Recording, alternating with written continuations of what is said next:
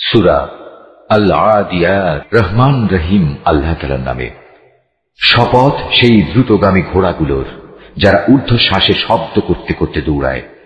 শপথ সেসব সাহসী ঘোড়ার যাদের খুরে অগ্নিস্ফুলিঙ্গ বের হয়। শপথ এমন সব ঘোড়ার যারা প্রত্যুষে ধ্বংসলীলা ছড়ায়, এর ফলে যারা বিপুল পরিমাণ ধুলা উড়ায়। শত্রু শিবিরে পৌঁছে যারা তা ছিন্ন ভিন্ন করে দেয়।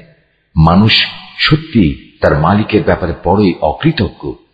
মানুষ তার এ অকৃতজ্ঞ আচরণের উপর সাক্ষী হয়ে থাকে। অবশ্য সে মানুষটি ধন দৌলতের মোহেই বেশি মত্ত থাকে।